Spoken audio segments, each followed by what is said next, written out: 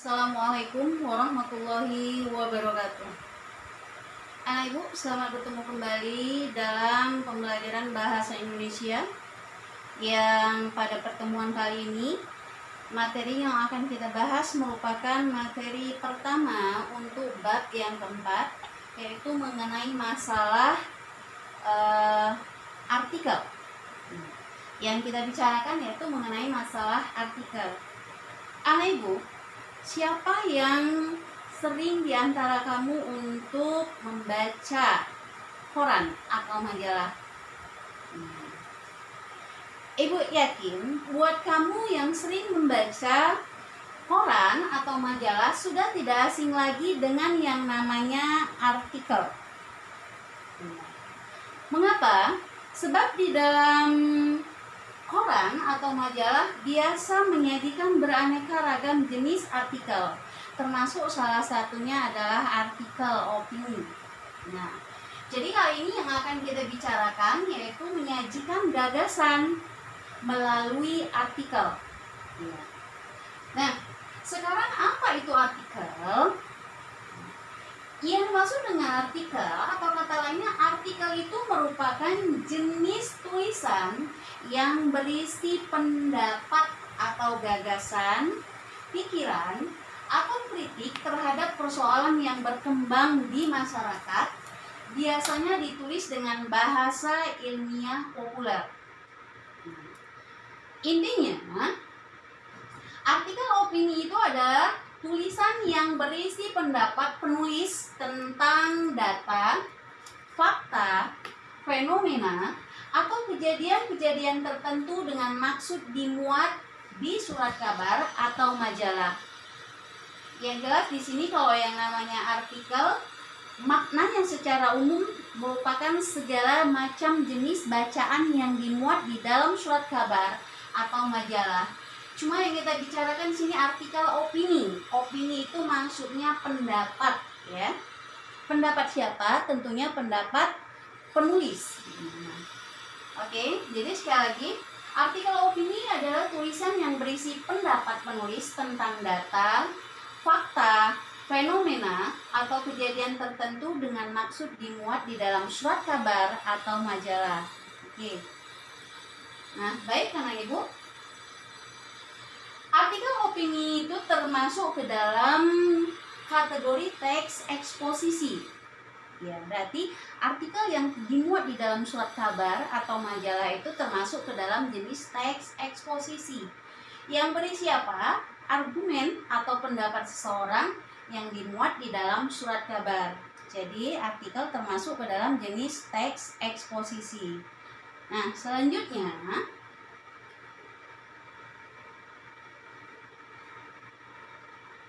teks eksposisi, ya. Kalau kita bicarakan mengenai masalah teks eksposisi itu merupakan jenis teks yang isinya memberikan pengetahuan atau pengalaman kepada pembaca sehingga pembaca dapat menambah pengalaman dan pengetahuan dari artikel tersebut. Nah, selanjutnya kita mau mengevaluasi informasi dalam sebuah artikel. Anak ibu, jika dicermati, berita dalam majalah atau surat kabar terdiri atas beragam rubrik. Kata lainnya, berita yang dimuat di dalam surat kabar itu terdiri dari berbagai macam jenis bacaan atau rubrik. Nah, dari segi isinya, koran atau majalah tersebut dapat berupa rubrik politik, hukum, olahraga, pendidikan, dan sebagainya. Tetapi kalau ditinjau dari segi bentuknya, ada yang disebut dengan surat pembaca, kolom, profil, opini, dan editorial. Nah, editorial sudah kita pelajari sebelum ini. Jadi katanya, artikel itu adalah tulisan tentang suatu masalah, termasuk pendapat, atau pendirian penulis tentang masalah yang dikemukakannya.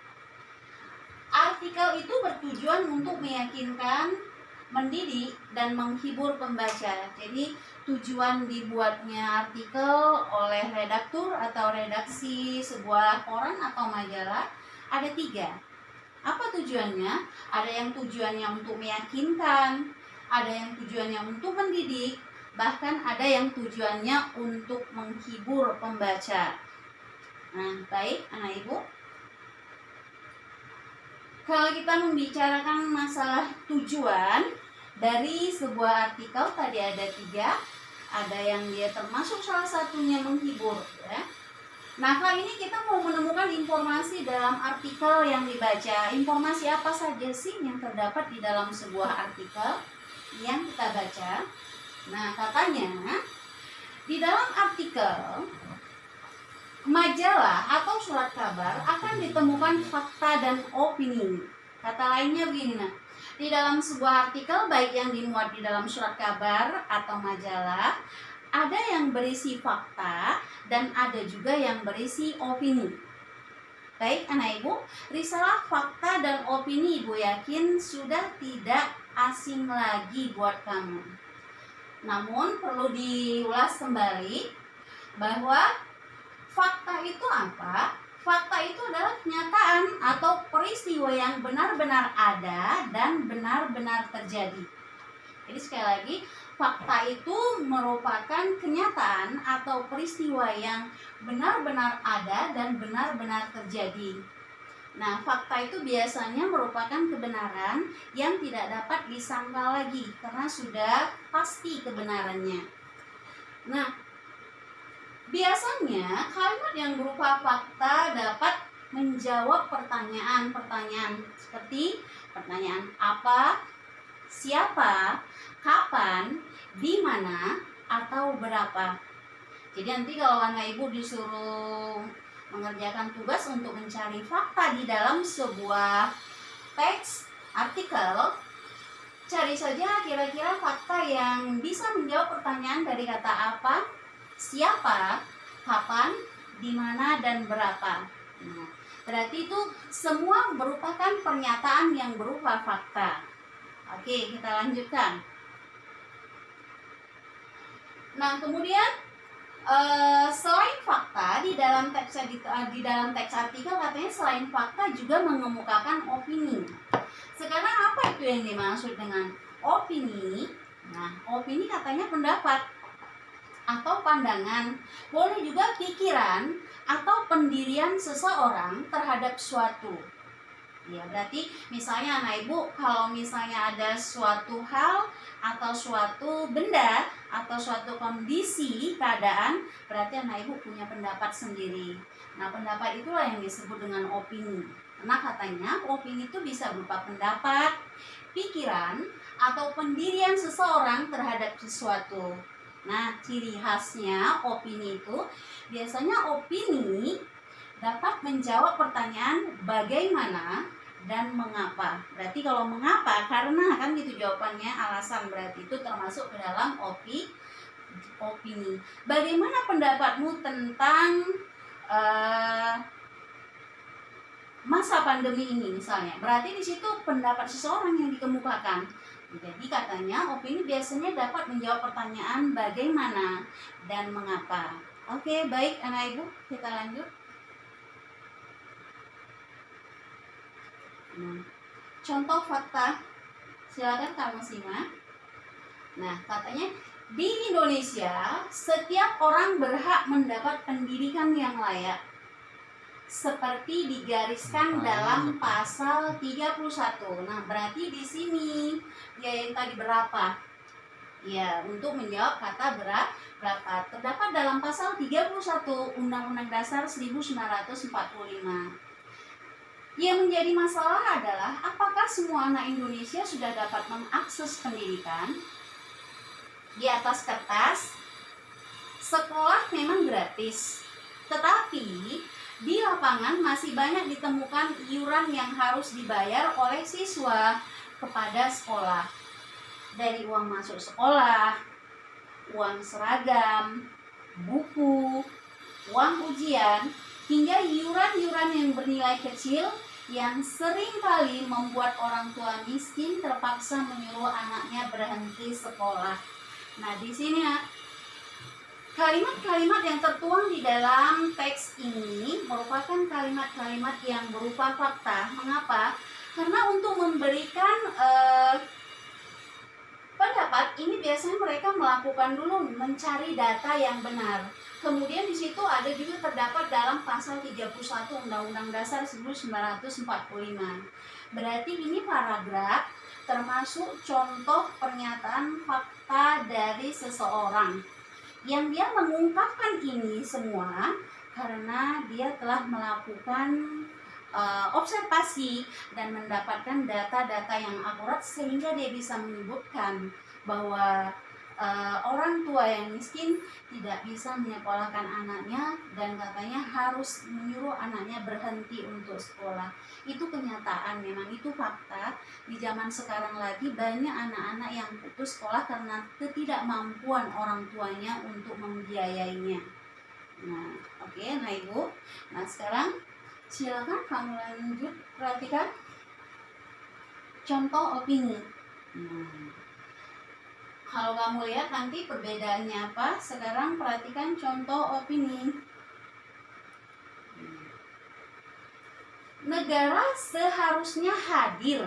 Di situ ada ciri-cirinya. Seharusnya itu berarti menurut pendapat orang yang menuliskan ini, yang memberikan pandangan ini. Negara seharusnya hadir dan memiliki tanggung jawab yang besar terhadap pendidikan anak bangsa ini. Itu kata si penulis, menurut pendapat si penulis. Khususnya pendidikan anak-anak miskin katanya. Berarti dia berpendapat bahwa pemerintah itu harus campur tangan, harus hadir, harus turun tangan untuk menangani pendidikan anak di bangsa kita ini, terutama anak-anak yang berada di bawah garis kemiskinan. Itu pendapatnya. Kemudian ciri khasnya lagi di situ opini sebab. Nah, ini berisi alasan. Ya, ada kata sebab di situ.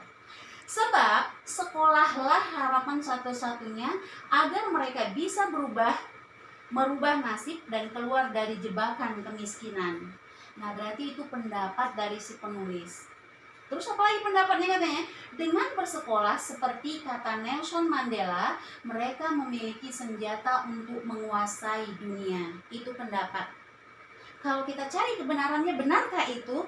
Orang yang misalnya berpendidikan bisa menguasai dunia? Wallahu a'lam. Karena banyak orang yang berpendidikan tidak bisa menguasai dunia, bahkan terpuruk dalam kemiskinan. Nah, jadi meskipun pendidikan itu bukan jaminan untuk bisa kaya, untuk bisa sejahtera, tapi kelak yang namanya pendidikan itu memang perlu bagi siapa saja, khususnya bangsa kita ini, baik yang kaya maupun yang miskin. Nah, itu berarti ini merupakan apa? Pendapat. Berarti pendapat termasuk ke dalam opini, kata lainnya. Opini dari seorang penulis. Oke. Nah, jadi anak ibu, untuk pertemuan kita kali ini di dalam sebuah teks artikel itu ibu simpulkan ya, bahwa di dalam teks artikel itu terdapat dua pernyataan, yaitu ada yang berupa fakta, ada yang berupa pendapat. Bagaimana kira-kira fakta? Fakta itu merupakan kebenaran yang sudah pasti, yang kebenarannya itu dapat dipertanggungjawabkan. Ciri-cirinya biasanya dapat menjawab pertanyaan apa, siapa, kapan, berapa, dan di mana. Sedangkan kalau dia opini, merupakan pandangan atau pendapat pikiran seorang penulis. Biasanya ciri-ciri pernyataan opini itu dapat menjawab pertanyaan mengapa dan bagaimana. Nah, anak ibu, dengan penjelasan ibu yang singkat ini, silakan kamu nanti di rumah baca artikel baik dari majalah maupun dari koran. Temukanlah di dalam artikel tersebut mana pernyataan fakta penulis dan mana yang berupa pendapat dari penulis. Nah, itu penjelasan ibu. Jika penyampaian ibu ada yang kurang, nanti boleh kamu tanyakan melalui WA. Akhir kata, billahi taufiq wal hidayah. Assalamualaikum warahmatullahi wabarakatuh.